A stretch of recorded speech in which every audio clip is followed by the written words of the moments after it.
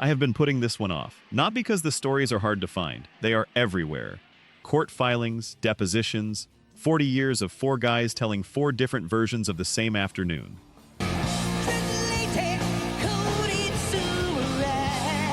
I put it off because I love this band. And here is what I found.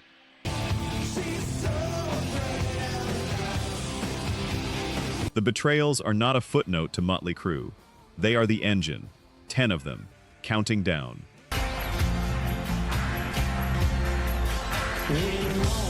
Number 10, Moscow, 1989. The manager who got punched, picture it. August 1989.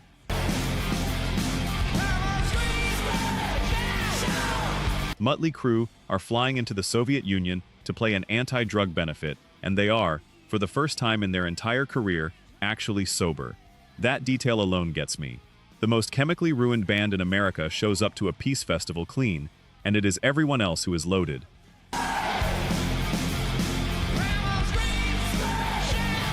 The Moscow Music Peace Festival was organized by Doc McGee, who at that point managed most of the bill. Bon Jovi, Scorpions, Skid Row, Mötley Crüe, which sounds efficient until you realize what it actually means. One man was in charge of deciding who mattered most that weekend, and the crew had been told the rules. Stripped down, no pyro, democratic, everybody equal.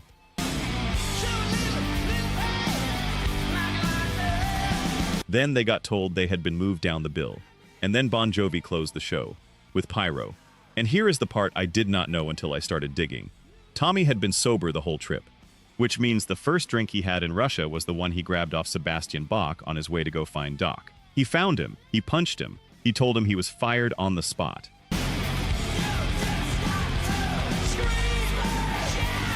Bon Jovi fired him not long after too. So Doc McGee organized a peace festival and lost 2 of the biggest clients in rock over it. Here is the thing that stops me though. The band did not walk out. They stayed and played their set the next day. Sober, furious, freshly managerless, in a stadium in Moscow, at the actual end of the Cold War.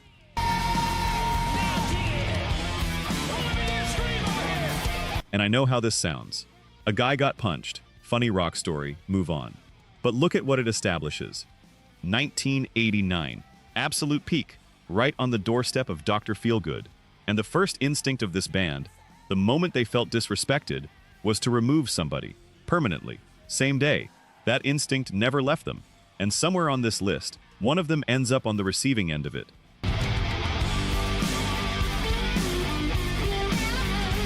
Number 9. February 1992. He wanted to go race cars.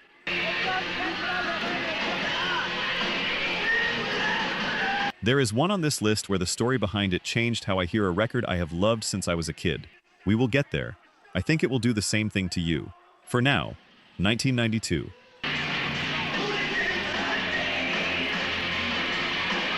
Dr. Feelgood had made them the biggest band in America. #1 album. Sober. Bulletproof. And then they went into rehearsals for the follow-up, and it fell apart in a way that nobody involved has ever been able to describe the same way twice. February 1992. Vince Neil is out. And then came the statement.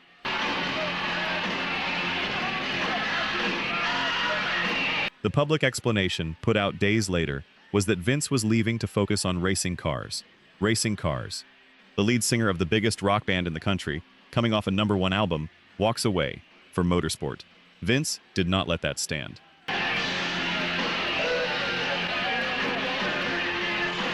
Talking to the Los Angeles Times the following year, he said the real issue was direction. The band wanted to move toward blues. He was not a blues singer, and he thought it would alienate the fans. Elsewhere, he has called the whole thing a complete shock, said it came down to petty little arguments, and said it was handled badly, that management just let one of the biggest bands in the world fall apart.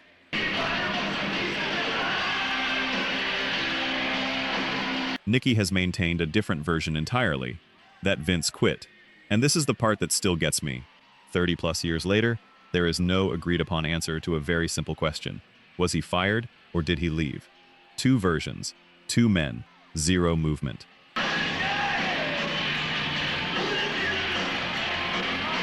Here is why that matters more than it looks. The betrayal was not the firing. Bands change singers. That is life. The betrayal was the cover story. Putting a sentence into the world that made a founding member look like he chose a hobby over his own band, and you have had a version of this. Not a band, a job, a friend group, a family thing, where the official reason given was not the reason, and everybody knew, and nobody said it out loud. Different details, same feeling exactly.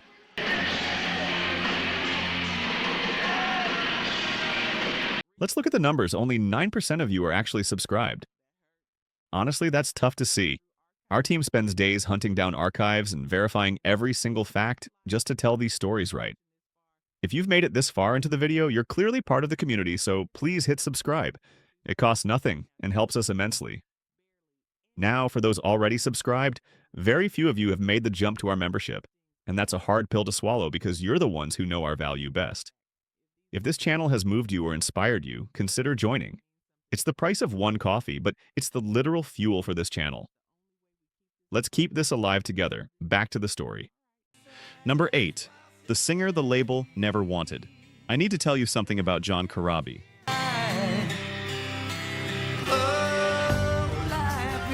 The 1994 self-titled record, the one everybody calls the Corabi album, is genuinely good. Heavy, dark, better than it had any right to be.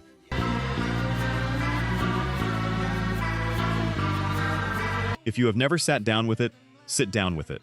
It deserves better than its reputation. Corabi came in from the band Scream, and he had a real voice, different from Vince. Grittier, bigger. The record charted top 10.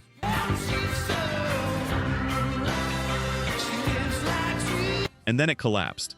It was the first Mötley Crüe album that did not go platinum. But the part I did not know, and this is the part that reframed the whole thing for me, is that the label reportedly never wanted him in the first place. Corabi has described a conversation with management where it got laid out flat. It did not matter who was fronting the band.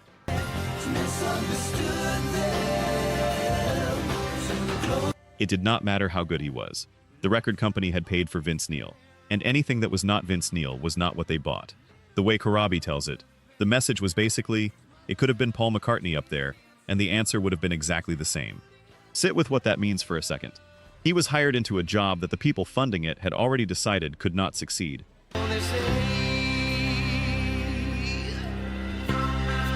He was making a record where the ceiling had been installed before he ever walked through the door, and by his own account, he did not know that. He was just happy to be there. And I know you know this feeling. That thing where you find out afterward that the room had already made its decision before you opened your mouth. That everybody was being kind to you about something that was already settled. That is not a music industry feeling. That is a human one.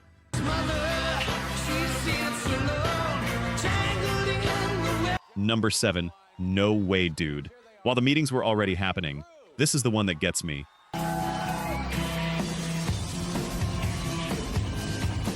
Corabi has said that during his years in the band, he would ask directly. He would go to Nikki and say, "Are you bringing Vince back?" And the answer he got over and over in his telling was, "No way, dude. Never. Not happening."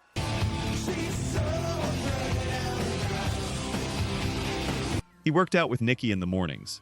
That is the level of proximity we are talking about here. Not a distant bandmate you see at soundcheck. A guy who is in the gym with you at 7 in the morning. And in his account, while he was being told no way, the band had already been meeting with Vince. Taking meetings, working things out. His read on it, years later, is that they were keeping him in their back pocket. In case the Vince thing did not come together, they still had a singer standing by, showing up to rehearsal, writing, believing. Here is the part that turned it completely for me.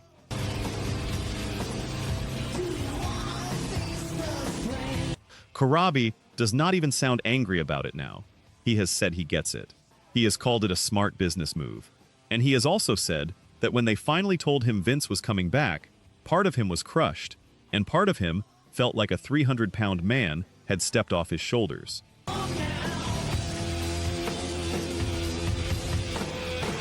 Both things at once.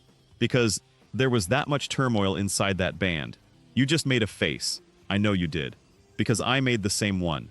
That is not a firing. A firing is clean. That is being kept warm.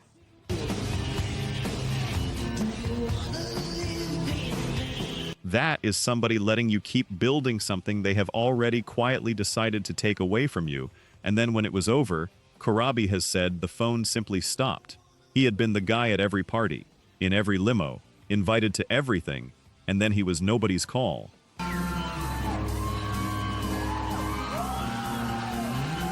Number 6, Generation Swine, a record built for the wrong man, 1997.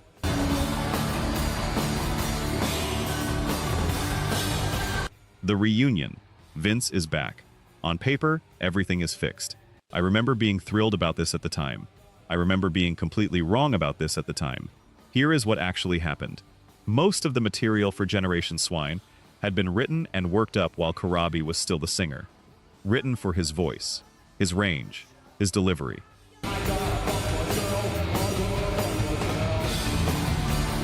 Then, with the label pressing hard for the old lineup, Vince was brought back into a record that had been constructed around somebody else. The producer, Scott Humphrey, said it plainly. The songs were not written toward Vince's singing style, or even his range, so the comeback album, The Big Fix, the Everything Is Normal Again record, was a suit tailored for a different man, and listen to how strange it gets from there. On that album, Nikki takes a lead vocal. Tommy takes lead vocals.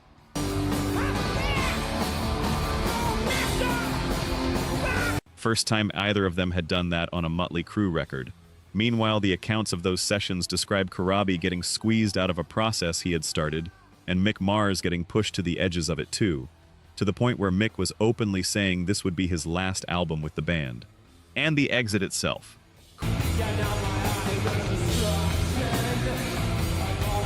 Corabi has described making an exasperated joke during those sessions. Something like, "Fine, maybe I should just play guitar and not sing." And that got used as the doorway. Everybody lost. Vince has since called the record terrible and blamed too much experimenting.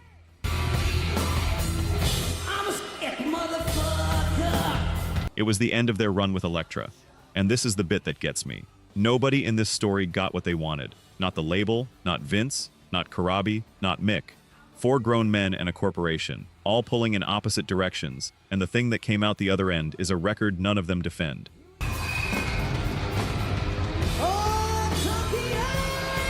Number 5, The Erasure of John Corabi.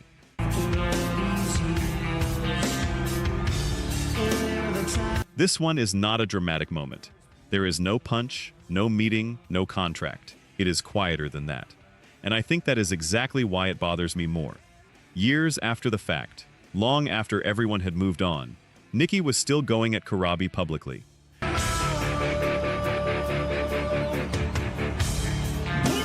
He has said the 1994 record was unfocused, that it was painful to make, that Corabi could not write lyrics and he had to carry all of it himself. He allowed that Corabi was a nice enough guy, but not one with the fire. And then in 2019, The Dirt came out on Netflix.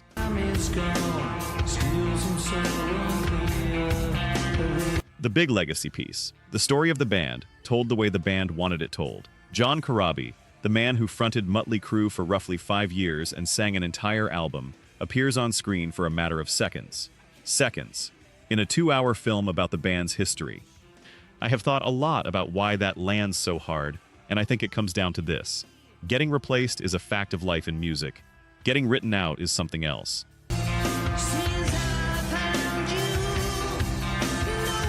One of them is losing a job, the other one is being told the job never really happened. And here is the twist that says everything about the man. When a fake story went around later, claiming Corabi was secretly rehearsing to replace Vince all over again, he shut it down himself, publicly, immediately, said the odds of him going back were 0%, and told fans to stop falling for it.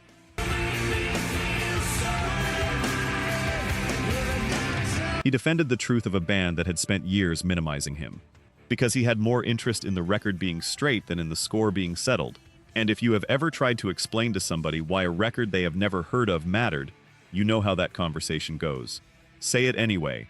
That album is still out there, still waiting.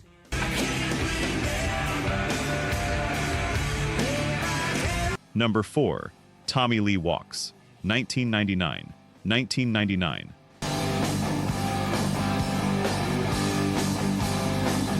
Tommy Lee quits Mötley Crüe, and I want to be careful here, because I do not actually think he is the villain of this one. I think he was suffocating. His own words, looking back, He was creatively dying. Slowly.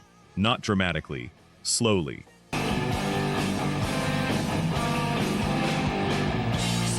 He said he could not do anything outside of the Mötley format, and he needed an outlet. So he left, and he started Methods of Mayhem, a rap-rock project he has described as his adult sandbox. No genres, no style, anything goes. Here is what I did not put together until recently. The timing.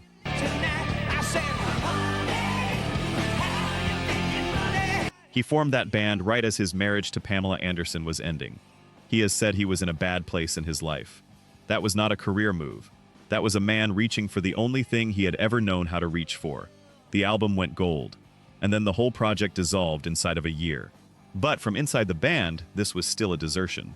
Mötley Crüe carried on without their drummer, the guy whose kit rotated.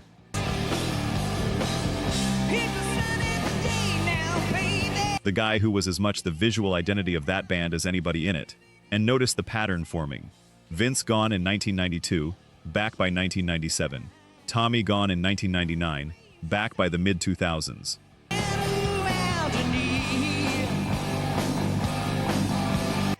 Nobody in this band ever actually leaves. They just take turns being out. And that is its own quiet cruelty when you really think about it. Because if everybody who leaves eventually comes back, then the one guy who never gets to come back is not a departure, he is a decision.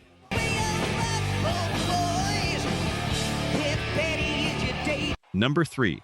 The contract they signed in front of the world, January 28, 2014, Los Angeles, press conference. And they did something no band had ever done.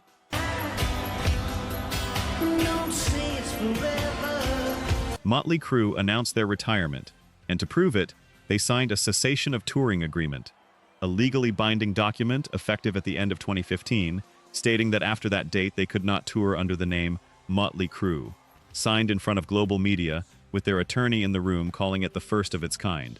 Give this something to look at real quick. It got framed as the opposite of every ugly rock breakup. Peaceful, mutual, confirmed in writing. Now here's the part I want you to actually feel. People bought tickets on that promise. That farewell run sold over 1 million tickets, 97 shows, $66 million.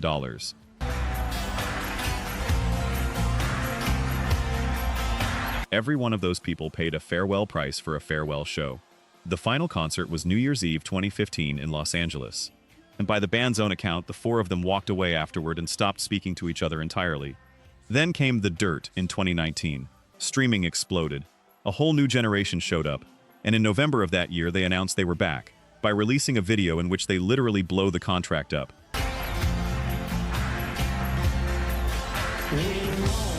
Machine Gun Kelly narrating, an explosion. The line being that destruction had never been a problem for Mötley Crüe. Nikki had said in 2014 that no amount of money would ever make him do it again, because he had too much pride in how they were ending it.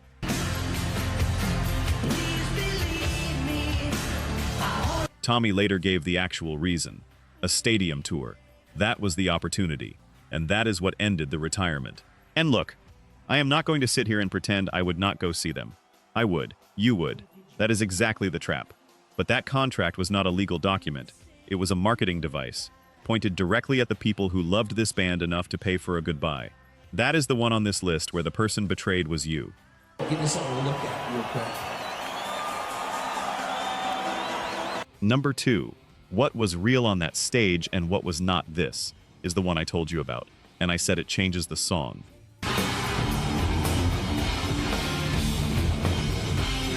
It does. Producer Bob Rock went on Chris Jericho's podcast and told a story about making Dr. Feelgood. He said that during those sessions, Nikki told him he did not think he had ever really played on any of the Mötley Crüe records. That he figured somebody came in at night and replaced all his parts. That he did not really know how to play bass. Rock's response was essentially, "Too bad you are playing on this one."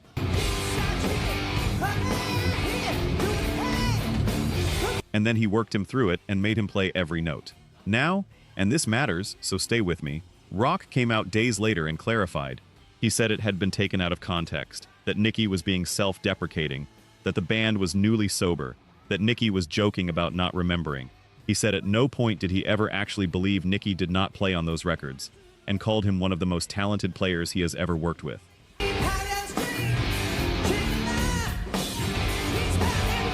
So the headline was wrong. Fine. Good. I am glad. But here is why the story would not leave me alone. It surfaced in 2023, right in the middle of Mick Mars alleging an illegal filing that Nikki did not play a single note on bass across the entire 2022 US tour. And then it got genuinely strange.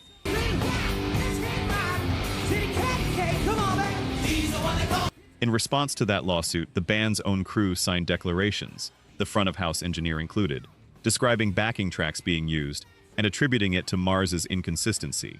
One of them acknowledged directly that Mick complained about tracks running while he played, and that this was true, and that it was because of him.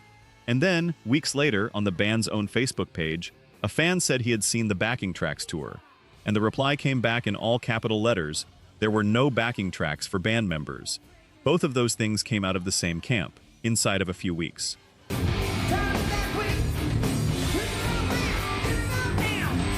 Nikki has said the band has used enhancement since 1985, which is normal and honest and true of most arena acts. Vince has said Mick was the one on tracks. Their attorney has pointed out that Mars's own expert witness reviewed the footage and agreed the band played live. I am not here to tell you who is lying. I do not know.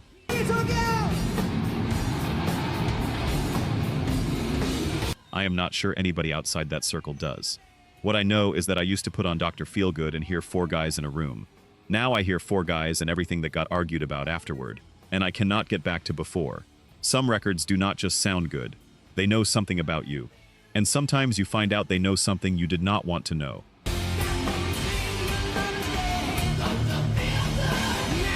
Number 1, Mick Mars, 41 years and an emergency meeting.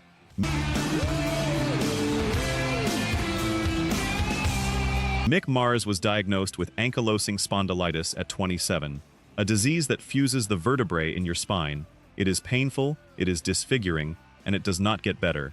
He played in the biggest metal band in America for 4 decades with that inside his body.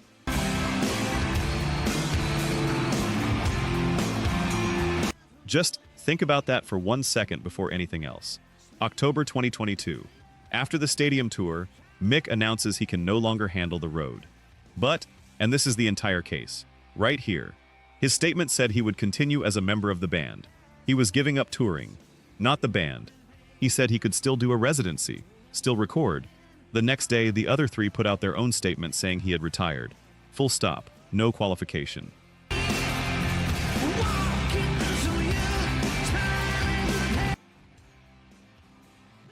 In his lawsuit, filed in April 2023, Mick alleged that immediately after his announcement, the band convened an emergency shareholders meeting to remove him as a member, as an officer, as a director of the corporations. Not weeks later, immediately, the terms he says he was offered: his 25% of touring profits cut to 5 for that year, then 0 going forward. Same on merchandise. And on any shirt showing the guitarist who replaced him, nothing at all.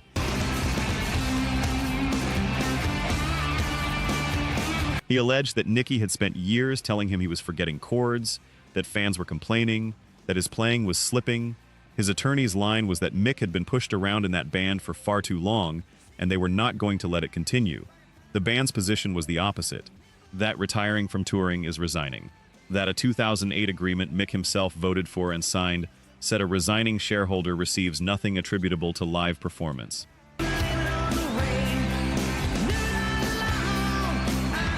And that despite owing them nothing, they had offered him a generous package to honor his career, and he refused it.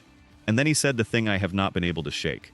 He said that in 2022, on the tour, in the stadiums, every single night, nobody spoke to him. He said a lot of the time it felt like he was playing by himself. That you can be in a crowd of people and still be completely alone. That he felt used, and sad, and inferior. And that when the last show ended in Las Vegas, what he mostly felt was relief. He said the wounds were not shallow ones. He said they were the kind you do not get over. January 29, 2026. Final arbitration. Retired federal judge Patrick J. Walsh ruled that Neil, Sixx, and Lee were within their rights to remove him as an officer and director. Mick must sell his ownership stake in Mötley Crüe to the other 3 for $505,737. He was found to owe $750,030 in advances against 69 shows he did not play.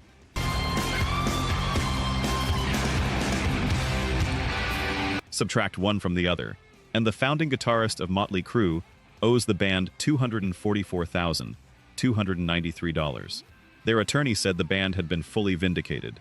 Legally, financially, factually. And here is the line I keep coming back to, because the judge said it himself. He acknowledged that Mick argued it was immoral to be cast aside after forming the backbone of this group for more than 4 decades, purely because his age and his illness meant he could not perform.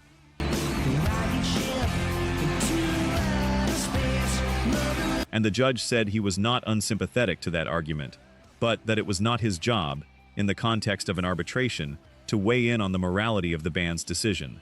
Not unsympathetic, but not his job. That is the sentence. Right there. Legally, they were allowed to. Whether they should have was a different question, and no court was ever going to answer it. Vince left and came back. Tommy left and came back. Mick got sick.